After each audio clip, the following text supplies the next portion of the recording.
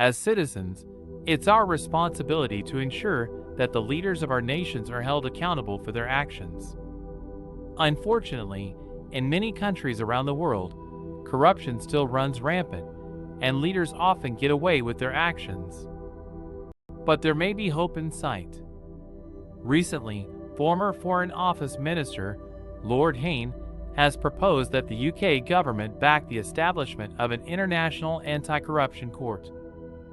This court would prosecute corrupt leaders of countries that are unwilling or unable to enforce their own anti-kleptocracy laws, and could be a powerful way to hold these leaders accountable.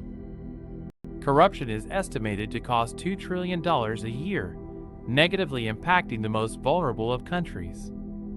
Despite the fact that 181 UN member states are signatories to the UN Convention Against Corruption, too few are doing anything to enforce it.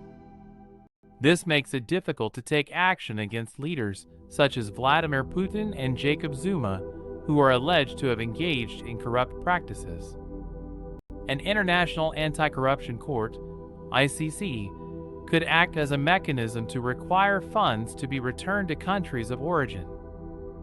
It would have jurisdiction over crimes committed by nationals of any ICC member state, and crimes committed in the territory of an ICC member state. This court would be based on the International Criminal Court located in The Hague, and has already been advocated for by leading US and European judges, and by members of the European Parliament. Richard Goldstone, the first chief prosecutor of the UN International Criminal Tribunals for the former Yugoslavia and Rwanda, is one of the many people supporting this proposal. For countries Canada, Nigeria, Ecuador, and the Netherlands have also backed the idea, but the support of the UK would be a major step forward. The UK is an important global legal center, and its support of the court could be a strong sign to other countries who may also be looking to join. The proposed ICC would have the potential to prosecute, punish, and recover illicit assets from kleptocrats who rule countries that may not join the court. It could also act as a deterrent to dissuade potential criminals from participating in corrupt activities. On Tuesday, the proposal will be put forth to the Economic Crime Bill currently in the Lords.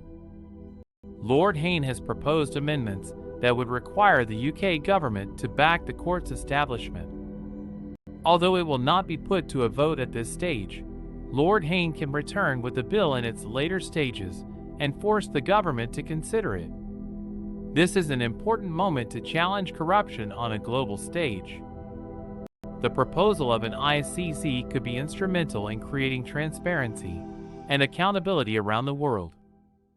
If the UK government throws its weight behind the court's establishment, they will be setting an important example for other nations to follow.